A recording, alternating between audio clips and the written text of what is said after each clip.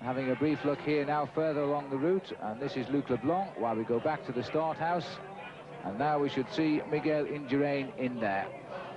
The king of the time trials, who was actually very upset at being beaten by Chris Boardman when he lost 15 seconds in the prologue time trial. He had ambitions to lead this tour from day one to the finish. Nobody's done that since the war years. And Indurain goes now, and what to him will hopefully re-establish him as the best rider in the business. We'll see. Miguel Indurain quickly into his rhythm, his hands on the handlebars, changing the gear shifts and moving smoothly up the gears. It's the first 20 kilometres of this course, which is very technical indeed. Well, Indurain is straight away, he's got into his position, he's flying along at the moment, and it's going to be exciting waiting for the first time check to come through after 6 kilometres to see where he is in relation to Chris Boardman, because he started the day with a 39-second advantage over Boardman in the overall standings. So, with a number of the top riders still to come. There, if you didn't catch it, well, it is Manjana now, and this is his opportunity to remind everyone on this race who's been the boss of the Tour de France these past 3 years. Miguel Indurain, he's such a beautiful rider when he sits in the saddle, and there's the car behind shouting him on all of the time. Over the little hills, some very fast descents, very tricky corners. It's not just a matter of sitting on your bike and pedaling as quick as you can. You need a lot of skill to squeeze out the top speed around some very difficult bends. Now, let's have a look at 6.5 kilometres. Indurain has been through 9 minutes, 7 seconds. That's a tremendous performance, isn't it? 17 seconds better than De Las Cuevas. And the man that beat him in Lille has already conceded 32 seconds. And he didn't even reach the distance that we did in Lille, Paul. Exactly, that's the difference with riding a time trial after 1 week of the Tour de France. In fact, to be exact, 9 days, because you have the repetitive fatigue that comes in, the hard, long stages we've had so far. And that is why Miguel Indurain has recovered so well in the time trial so far. But that is an incredible turnaround of the books. 32 seconds ahead of Chris Boardman in 6.5 kilometres. That really is. Tomorrow, that was the request of his father, who was terminally ill, and he said, if I die during the Tour de France, you do not give up the race for me. And so he's fitting in the best of both as he can. This is now the situation as we move to the 15.1, trying to find his rhythm and settle down here. As we now arrive at Vept, this is the 29.8 kilometre check. Ugrumov still the best time, and he's gone through. Boardman slipping behind him. And we're seeing Indurain, and in fact his time has just come through to us, and we're now going to tell it to you. 20 minutes, 23 seconds. He's gone through almost a minute quicker, and we're only a quarter of a way through the race today. Now, he's on schedule to beat Rominger by 4 minutes. That is unbelievable. Rominger said before the start he would be content to concede only a minute to Indurain. Well, he's done that already in 15 kilometres. Well, Miguel Indurain has looked very strong since the start of this Tour de France, and it's going to be very strange for Lance Armstrong, the current world champion, and he's about to get caught by Indurain. You can see Indurain will just fly by him, and then what Armstrong has to do is try and stay within 40 or 50 metres. He's not allowed to get into Indurain's slipstream, and then it might help Armstrong to pace himself and try and stay in contact, which would increase his chances of doing a good ride. But look how fast Indurain has gone by. Well, I know that Lance Armstrong expected Indurain to catch him, and who wouldn't, but I don't think he expected him to bridge a gap of 2 minutes in just about 16 kilometres, which is 10 miles. And so the arrival of Alex Zula coming in, one of the riders who said he was feeling good and was looking forward to the time trial, but his time is not good. 18th place at the minute. He'll be outside the top 20. And Rominger's in trouble. There's a puncture and a quick bike change for Tony Rominger. Well, when the chips are down, it seems they are always down, because Indurain's riding smoothly at the moment and gaining time with every pedal rev, Paul, and Rominger has problems like that. Well, it's almost an action replay of the time trial last year, except that he started, which was very rapid indeed. It looks as though Rominger will go through best time so far. There it is, 37 minutes and 30 seconds for Tony.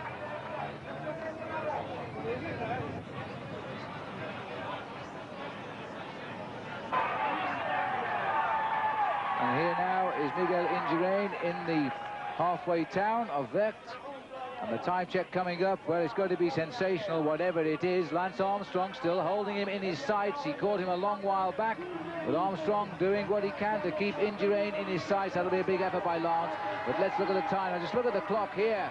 Indurain aiming for the best time set by Rominger of 37 minutes 30, and it's going to be Oh, at least a minute faster, at least a minute faster. 1 minute, 24 seconds indeed, better than Rominger for Miguel Indurain. But his gains have slowed down. Well, he obviously took a very rapid start, and I think helped by the fact that Armstrong started in front of him. He saw Armstrong was there, but putting the cards on the table straight away at the first 6.5 kilometre time check will be relayed to all the other teams and all the other riders in the race, and that for Tony Rominger would be a real blow to his morale. But this man, the initial speed that he started off with was incredible. The thing is now, can he keep it up over the last few kilometres? Because the last 30 kilometres of this time trial are very, very hard. And I think with the weather conditions today, riders have got to be very careful not to dehydrate. Which is what he's trying to do now, and go by him. As we go back now to Miguel Indurain, ploughing his own little trail along some way behind Tony Rominger on the road. We saw him, though, Paul, rub his left leg a little bit earlier, as if he might be getting cramp in his thigh. I had a look there to see what was happening. In fact, it was just after he'd taken a bottle at the feeding station, and it may well be that he just got a little bit of stickiness, but he did leave his hand on his thigh for quite a long period of time, and it may well be that he had a little bit of a cramp in the top of his thigh, but it doesn't seem to be affecting him now, because he's back down in that tuck position, still pedaling along there at round about 95 revs a minute, so he doesn't look as if he's slowing down. He doesn't look to me as if he's got any problems at all. Well, I'll tell you, the check that will come up next one between these two will be most interesting to see if, in fact, the man on the right, Rominger, is closing in on Indurain, who seems to be a little uncomfortable in the second half of this race. I think it was the first 6.5 kilometres was the most impressive, the amount of time he put up between himself and all his rivals, and it may well be that that fast start is causing him to slow down a little bit. This is Abraham Olano, the Spanish champion. That's the Spanish champion's jersey you can see on him there. That is one of the riders on Tony Rominger's team. A good time trialist. He's going to come through in third place, 1:21.43. In fact, this is a man who is the Spanish professional time trial. Prologue, but he has still put in a tremendous performance in very, very hot conditions indeed. Comes right up to the line and drives himself to the line. It'll be second best so far, 1:21.25 on the line for Chris Boardman. He shakes the head, he said it's not good enough, but he sets the standards for himself. Out on the course, Tony Rominger has gone through 54 kilometres now, quicker than Marie, who is in, quicker than Boardman, who is in, and quicker than the other two, who are also in at the finishing line. So the runaway quicker than Tilly Marie, and Tilly Marie is the best rider in at the finish, with a ride of 1 hour, 20 minutes and 43 seconds. So we're going to see that Welby, and there's another man now in the sight of Miguel Indurain as well. And now Pamplona. This is the man who's eating into the time deficit that he had this morning, flying along, and whatever problems it looks as if he had, I don't think he's got any at the moment, because on this final part of the time trial course here, that really... So, it's going to be a great time by Rominger, three-time a winner of the Tour of Spain, and the pre-favourite for the Tour de France, along with Miguel Indurain. Today was the moment of truth, and Tony Rominger has come home with the best time so far, 1 hour, 17 minutes and 58 seconds. Now the arrival of Miguel Indurain with a flotilla of people following him, a familiar scene indeed, and what is going to be a familiar result. This brilliant master of the race against the watch. So all of his riding at the head of the bunch these last 8 days, it wasn't to psych out the riders, he really was feeling good. Look at the clock. The time in the house is Rominger. This is going to knock him off the leaderboard by a big way. Not perhaps as much as we feared after 6 kilometres today.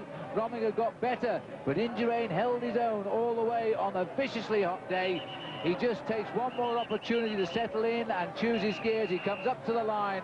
1 hour, 15:58, 2 minutes precisely. Better than Tony Rominger, and not as bad as Rominger will have thought.